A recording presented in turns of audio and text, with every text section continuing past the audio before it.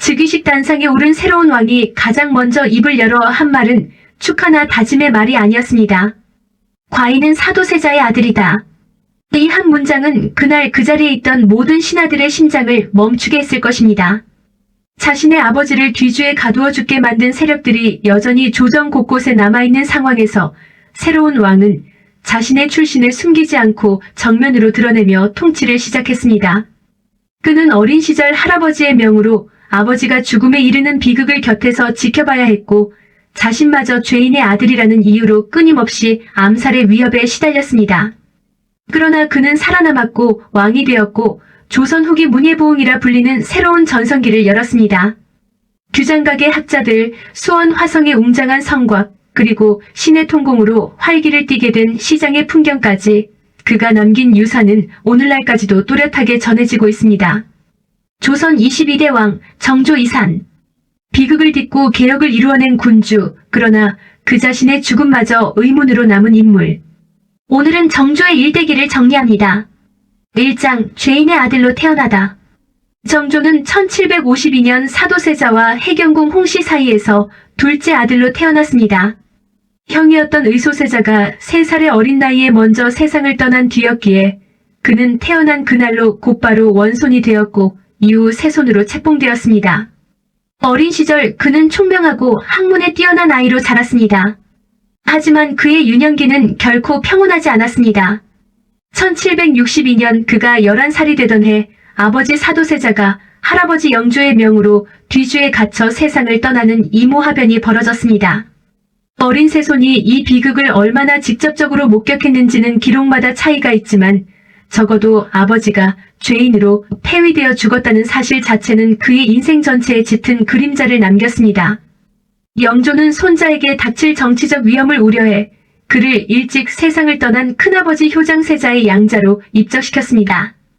이는 사도세자의 아들이라는 신분에서 비롯될 수 있는 정치적 공격을 미리 차단하려는 조치였습니다. 동시에 영조는 손자만이 자신의 유일한 후계자라는 점을 분명히 하며 그의 앞날을 적극적으로 지켜내려 했습니다.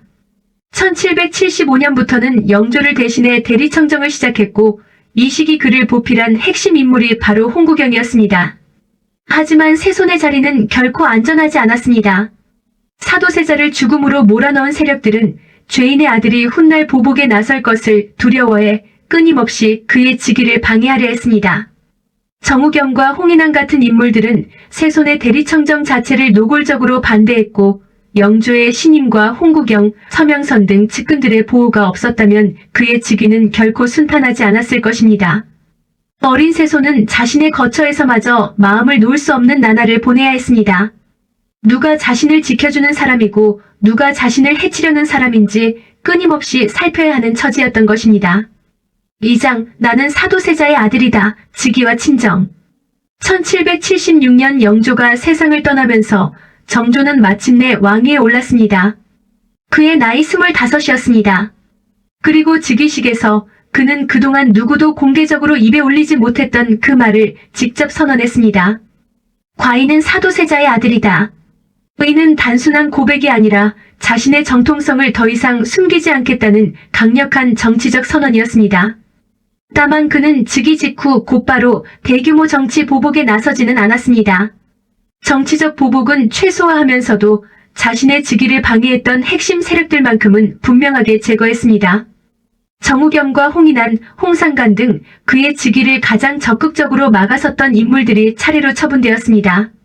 실제로 그의 즉위 직후에는 자객이 궁궐에 침입하는 사건까지 발생했는데 조사 결과 외척 세력이 배후에서 반정을 꾸미고 있었다는 사실이 드러나며 관련자들이 처형되었습니다.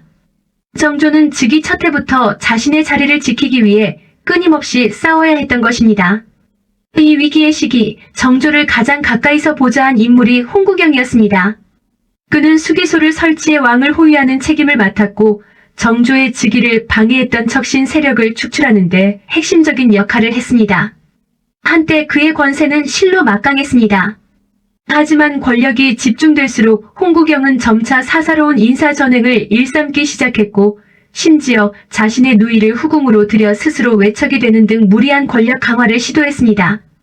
이는 외척의 정치 개입을 경계했던 정조의 정책과 정면으로 충돌하는 행보였습니다. 결국 1780년 정조는 자신을 도왔던 최고의 공로자 홍구경을 직접 실각시켰습니다. 누구보다 큰 도움을 받았던 인물이었지만 권력이 한 사람에게 집중되는 것을 용납하지 않겠다는 단호한 의지를 보여준 결정이었습니다. 이로써 정조는 비로소 측근의 그림자에서 벗어나 본격적인 친정체제를 구축하기 시작했습니다. 3장 규장각과 인재경영. 홍구경을 축출한 이후 정조가 가장 먼저 힘을 쏟은 것은 자신만의 정치적, 학문적 기반을 만드는 일이었습니다. 그 핵심이 바로 규장각이었습니다. 즉위와 동시에 설치된 규장각은 처음에는 영조의 글과 어진 유품을 보관하는 건물로 출발했지만 1781년에 제도가 완비되면서 점차 정조의 핵심 정치 기구로 성장했습니다. 규장각은 기존의 홍문관이 가지고 있던 학문적 권위와 상징성을 대신하는 자리로 격상되었고, 동시에 젊고 유능한 신진 관료들을 선발해 함께 토론하고 연구하는 인재 양성소의 역할을 했습니다. 이들은 왕에 가까운 곳에서 자문과 보좌 역할을 수행했으며 비서실의 기능까지 겸했습니다. 특히 정조는 신분의 제약으로 관직 진출이 어려웠던 서울 출신 인재들까지 규장각의 검서관으로 등용했습니다. 박제가 이덕무 같은 실학자들이 바로 이 제도를 통해 발탁된 인물들입니다. 물론 이런 시도에 대한 비판도 없지 않았습니다. 국가의 공적기구가 이미 존재하는데도 왕이 별도의 사적인 권력기관을 만든다는 의심의 시선이 있었고, 즉위 초반 홍구경이 보였던 권력농단의 전례 때문에 규장각을 통해 또 다른 사인 집단을 키우는 것이 아니냐는 우려도 제기되었습니다. 하지만 정조는 이 기구를 통해 당파에 치우치지 않는 인재를 발굴하고 자신의 개혁 정책을 뒷받침할 실무진을 체계적으로 길러냈습니다. 정조의 인사정책은 할아버지 영조의 탕평책을 계승하면서도 한 걸음 더 나아간 것이었습니다. 영조가 당파별로 고르게 관직을 배분하는 방식의 탕평을 추진했다면 정조는 당파보다 개인의 능력을 우선시하는 인사 원칙을 내세웠습니다. 노론 벽파의 영수였던 심한지를 비롯해 소론과 남인계 인사였던 최재공, 정약용, 안정복 등을 가리지 않고 함께 중용했습니다. 노론, 소론, 남인이 돌아가며 삼정승을 맡는 이른바 삼상체제를 시도하기도 했습니다. 정치적으로는 자신의 정통성을 부정했던 노론 벽파와 깊은 갈등을 겪었을 법한 처지였지만 실제로는 벽파의 핵심 인물조차 끝까지 함께 국정을 운영하는 동반자로 끌어안았던 것입니다. 사장 백성과 상인을 위한 개혁, 신의 통공과 군제 정비. 정조의 개혁은 정치 영역에만 머물지 않았습니다. 그는 백성들의 실질적인 삶을 바꾸는 정책에도 깊은 관심을 기울였습니다. 대표적인 사례가 1791년에 시행된 신의 통공입니다. 당시 서울의 시전 상인들은 금난 정권이라는 특권을 통해 특정 품목의 거래를 독점하고 있었습니다. 이는 물가를 끌어올리고 일반 백성과 영세 상인들의 경제활동을 제약하는 폐단으로 이어지고 있었습니다. 최재공의 건의를 받아들인 정조는 유기전을 제외한 시전 상인들의 금난 정권을 폐지했습니다. 기득권을 잃게 된 시전 상인들은 철시를 하며 거세게 반발했고 최재공의 입고를 가로막기까지 했지만 정조는 끝내 이 정책을 밀어붙였습니다. 그 결과 도성의 상업활동이 한층 자유로워졌고 국가는 새로운 세원을 확보할 수 있었습니다. 다만 이 개혁이 모든 상인에게 혜택을 준 것은 아니었습니다. 금난 정권의 폐지로 오히려 자본력을 갖춘 대규모 도매상인들이 시장을 장악하는 부작용도 함께 나타났습니다. 이 외에도 정조는 백성들의 목소리를 직접 듣기 위한 여러 제도를 운영했습니다. 억울한 일을 당한 백성이 직접 임금에게 호소할 수 있는 격쟁과 신문고를 적극적으로 활용했고 도망간 노비를 추적하는 추세관 파견을 중단해 노비들의 부담을 줄였습니다.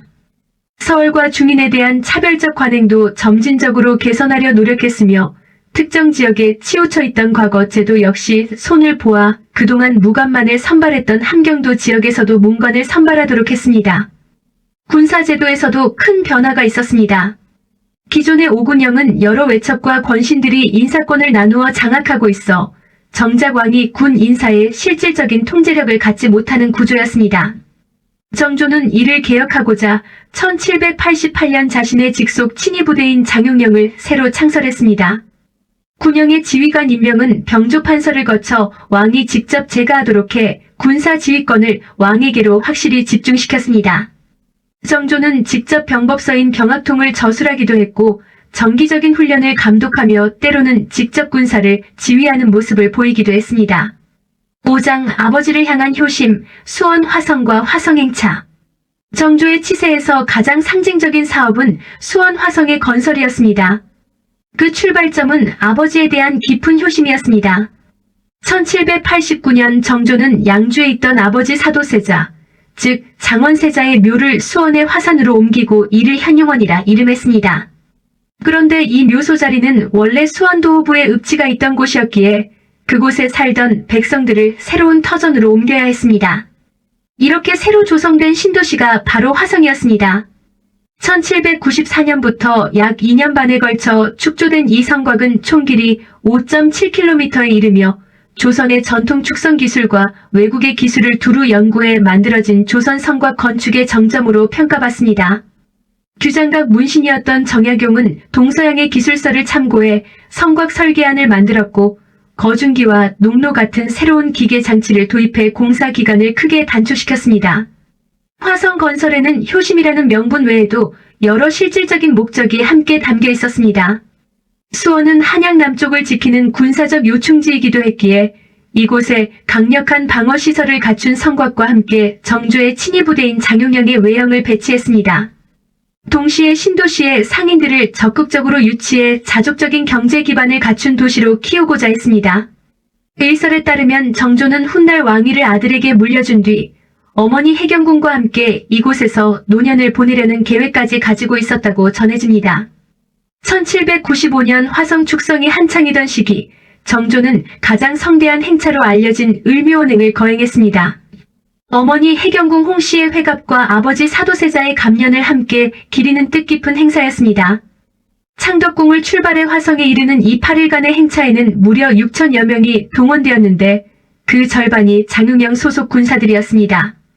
이는 단순한 효도 행렬을 넘어 백성들에게 왕의 군사력과 위엄을 직접 보여주는 일종의 무력 시위이기도 했습니다. 행차 도중 한강을 건너기 위해 배다리를 설치했는데 이는 한강을 무대로 한 상업용 선박의 활성화로도 이어졌습니다.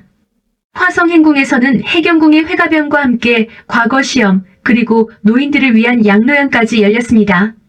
이 모든 과정은 화성능행도라는 그림으로 남아 오늘날까지 그날의 화려한 풍경을 전해주고 있습니다. 정조는 제위 24년 동안 무려 66번의 궁궐박 행차를 했는데 그 절반이 아버지의 무덤을 참배하기 위한 것이었습니다. 아버지에 대한 그리움과 안타까움, 그리고 어머니에 대한 효심이 그의 정치 인생 전반에 깊이 새겨져 있었음을 보여주는 대목입니다. 6장 학자 군주의 면모. 정조는 조선의 어느 왕보다도 학문에 깊이 몰두한 군주였습니다. 그는 단순히 책을 즐겨 읽는 수준을 넘어 독서의 방법론 자체를 체계화했습니다. 책을 한번 초록해 옮겨 적은 뒤 그 초록본을 다시 읽으며 원본과 대조해 자신의 견해를 정리하고 의견을 수렴해 다시 옮겨 적는 과정을 완전히 외울 때까지 반복했다고 전해집니다. 이런 방식으로 그는 의학에까지 정통하게 되어 직접 자신의 질병을 처방하거나 동의보감의 부족한 부분을 보완하기도 했습니다. 학문에 대한 그의 열정은 신하들에게도 예외 없이 적용되었습니다. 그는 젊은 관료들을 직접 재교육하는 초계문 신제를 운영해 규장각을 거점으로 학문과 정책 역량을 갖춘 인재들을 길러냈습니다. 정약용 역시 이 제도를 통해 정조의 깊은 신뢰를 받은 인물 가운데 한 사람이었습니다. 다만 그의 학문적 엄격함은 때로는 가혹하게 느껴질 정도였습니다. 자신이 추진하는 정책을 공개적으로 비판한 선비를 굳이 사원부의 수장 자리에 앉히면서 그 능력을 노골적으로 비꼬았다는 일화도 전해지는데 이런 불같은 성정은 증조부 숙종과 할아버지 영조에게서 물려받은 면모로 평가되기도 합니다. 정조는 또한 당대에 유행하던 자유분방한 문체, 이른바 폐사소품체의 확산을 우려해 문체 반정을 추진하기도 했습니다. 정통적인 고문체로 돌아가야 한다는 그의 문화정책은 한편으로는 사상의 자유로운 흐름을 일정 부분 통제하려 한 시도로 해석되기도 합니다. 학문을 사랑한 군주였지만 동시에 그 학문이 자신이 그린 방향대로 흘러가기를 원했던 모순적인 면모이기도 했습니다. 7장 정조의 그늘, 갈등과 불안. 화려한 개혁의 성과 이면에는 정조가 평생 짊어진 불안의 그림자도 분명히 존재했습니다. 그는 죄인의 아들이라는 굴레에서 단 한순간도 완전히 자유롭지 못했습니다. 즉위 초에 잇따른 암살 시도는 그가 왕위에 오른 뒤에도 신변의 위협이 끊이지 않았다는 사실을 분명히 보여줍니다. 그가 의학에 깊이 몰두했던 이유 가운데 하나도 어의를 통한 독살의 위협으로부터 스스로를 지키기 위한 방편이었으리라는 해석이 있을 정도입니다. 가정사에서도 그는 자유롭지 못했습니다. 세손 시절 그가 기방에 출입한 사실이 발각되어 화완홍주와 홍구경을 통해 어머니 해경궁에게 전해진 일이 있었습니다. 해경궁은 자신의 아버지 홍봉안을 찾아가 어린 세손이 사도세자와 같은 운명을 맞을까 두려워 사건의 수습을 요청했고 끝내 단식까지 했다고 전해집니다. 아버지의 비극이 아들의 삶에도 그늘로 작용하고 있었음을 짐작하게 하는 일화입니다. 정치적으로도 정조는 노론 벽파와 깊은 갈등 관계에 있었다는 인식이 널리 퍼져 있습니다. 그런데 근래에 발견된 정조와 노론 벽파의 영수 심한지 사이의 비밀 편지들은 이 관계가 단순한 적대 관계만은 아니었음을 보여줍니다. 정조는 편지 속에서 심한지를 매섭게 질책하기도 했지만 동시에 격려하고 전국을 함께 운영하는 동반자로 대하기도 했습니다. 겉으로 드러난 정치적 갈등과 물밑에서 이루어진 실제 협력관계 사이에는 적지 않은 간극이 있었던 셈입니다. 8장 의문의 죽음. 1800년 음력 6월 정조는 종기를 앓기 시작했습니다. 처음에는 가벼운 증상으로 여겨졌지만 하루 이틀 사이 종기는 얼굴과 등으로 번졌고 점점 그 크기가 커지며 피고름이 나올 정도로 상태가 악화되었습니다. 좌의정 심한지와 우의정 이시수의 지휘 아래 내의원에서 다양한 처방이 이루어졌고 정조 자신도 매번 처방의 내용을 직접 확인했습니다. 차도가 없자 수은 증기를 쐬는 연운방이라는 치료법까지 시도되었지만 병세는 오히려 더 악화되었고 결국 미음조차 제대로 넘기지 못하는 상태에 이르렀습니다. 혼수 상태에 빠진 정조는 음력 6월 28일 창경궁 영춘원에서 47의 나이로 세상을 떠났습니다. 그의 죽음 이후 곧바로 독살설이 제기되었습니다. 수은 증기 치료를 주선한 인물들이 노론 벽파 핵심 인사들이었다는 점, 그리고 정조가 죽기 직전 정순왕후가 독대를 했다는 사실이 의혹을 부추겼습니다. 남인들 사이에서는 정조가 독살되었다는 견해가 널리 퍼졌고 일부 인사들은 실제로 복수를 내걸고 거병을 시도했다가 처형당하기도 했습니다. 정약용 역시 운유적인 시를 통해 이런 의혹을 암시한 바 있습니다. 하지만 독살설을 반박하는 시각도 만만치 않습니다. 정조가 죽기 전까지 심한지에게 보낸 편지에는 자신의 병세가 위중하다는 호소가 상세하게 담겨 있어 이는 갑작스러운 암살이 아니라 거의 한 달에 가까운 투병의 결과였다는 근거로 제시됩니다.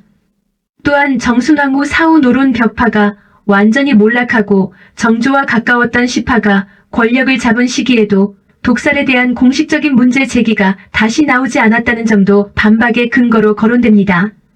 일부 연구자들은 초기 치료 시기를 놓친 점, 짧은 시간에 과도한 처방이 이루어진 점을 들어 의도적이라기보다는 부적절한 치료가 누적된 결과라고 보기도 합니다.